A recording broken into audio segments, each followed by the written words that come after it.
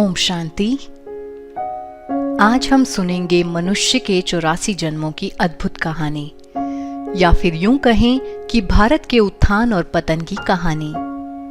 एक मनुष्य आत्मा ज्यादा से ज्यादा 84 और कम से कम एक जन्म लेती है।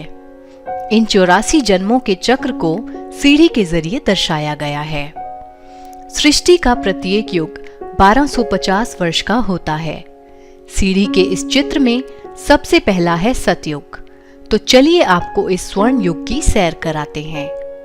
यह अत्यंत सुख का समय है, जहां दुख का नाम निशान भी नहीं है। यहाँ श्री लक्ष्मी और श्री नारायण का राज्य है। इस युग में सभी मनुष्य आत्माएं सूर्यवंशी देवी देवताएं हैं। सभी देवी देवताएं 8 जन्म लेते हैं और सभी की आयु लगभग 150 वर्ष की है। यहाँ अकाले मृत्यु नहीं है। भारत की जनसंख्या केवल 9 लाख है।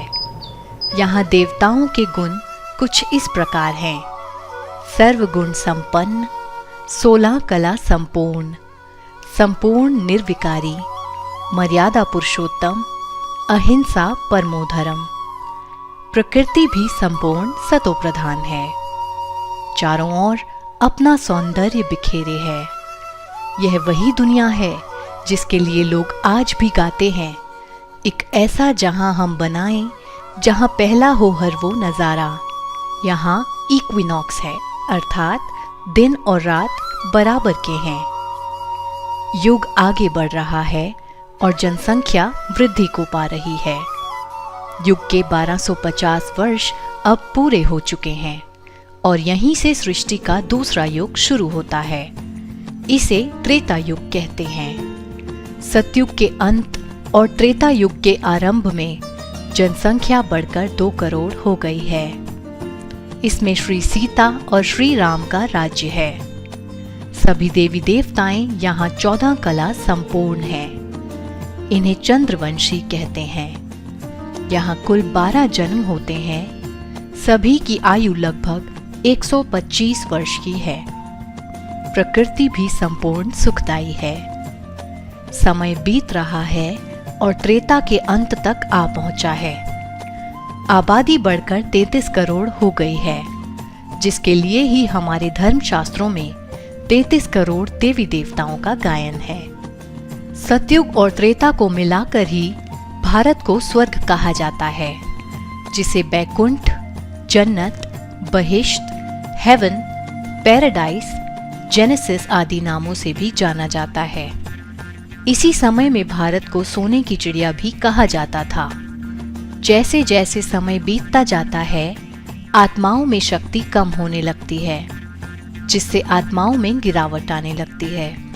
यहीं से देवी देवताएं वाम मार्ग में कदम रखते हैं, जिस कारण से प्रकृति में भी भारी परिवर्तन होता है और फलस्वरूप प्रकृति 23.5 डिग्री पर झुक जाती है।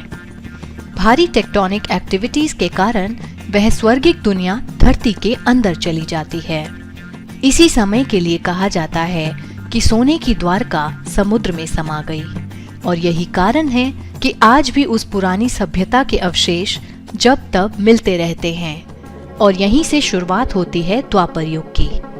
द्वापर अर्थात 2 पुर, जहां हर चीज में द्वैत शुरू होता है, जैसे सही के साथ गलत, सत्य के साथ असत्य, सीधे के साथ उल्टा, सदाचार के साथ भ्रष्टाचार आदि।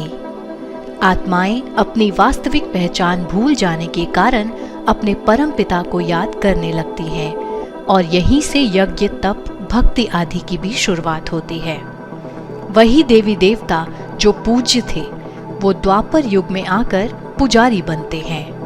पहले पहले एक शिव की ही अव्यभिचारी भक्ति शुरू होती है, जिसे एकेश्वरवाद कहा जाता है। धीरे धीरे अनेक देवी देवताओं के मंदिर बनाए जाते हैं, जिसमें सबसे पहले राजा विक्रमादित्य द्वारा सोमनाथ मंदिर बनाया जाता है। इस युग में मनुष्य आत्माएं 14 कला से 8 कला हो जाती हैं। इस युग में आत्माओं के कुल 21 जन्म होते हैं। आयु लगभग 100 वर्ष होती है। यह तांबे का युग होता है। शास्त्रों आदि की रचना भी यहीं से शुरू होती है। जहाँ सतयुग में देवताई घराना था, त्रेता में क्षत्रिय घराना था, तो द्वापर युग में वैश्य वर्ण होता है। यहाँ गौरतलब है कि परम धाम से निरंतर अन्य आत्माएं भी इस सृष्टि पर नीचे उतरती जाती हैं, जिस कारण जनसंख्या वृद्धि को पाती रहती है। सृष्टि पर सबसे अंतिम युग है कलयुग। कलयुग अर्थात कलह कलेश का युग। यह दुखों की दुनिया है, यह अकाले मृत्यु की दुनिया है। इसमें मनुष्य आत्मा की लगभग सभी शक्तियां क्षीण हो चुकी होती हैं और कलाएं भी लगभग खत्म हो जाती हैं, जिस कारण यहाँ चारों ओर पापाचार और भ्रष्टाचार है। द्वापर और कलयुग को मिलाकर नरक कहा जाता है। यहाँ मनुष्य के 42 जन्म होते हैं और आयु औसतन 75 वर्ष की होती है। इस युग में तत्वों की पूजा और भूत पूजा भी शुरू हो जाती है। भक्ति भी सतो प्रधान से तमो प्रधान हो जाती है। इसी काल में काम, क्रोध, लोभ, मोह और अहंकार जैसे विकार अपना उग्र रूप धारण करते हैं और परिणाम स्वरूप वही भारत जो संपूर्ण पावन था, अंत में जाकर एकदम पतित बन जाता है।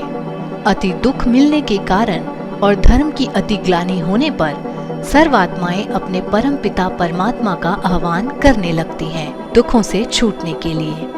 उनकी पुकार सुनकर और अधर्म का नाश करने के लिए परम पिता परमात्मा शिव अपना धाम छोड़कर इस धरा पर अवतरित होते हैं और यहीं से शुरुआत होती है कल्याणकारी पुरुषोत्तम संगम युग की।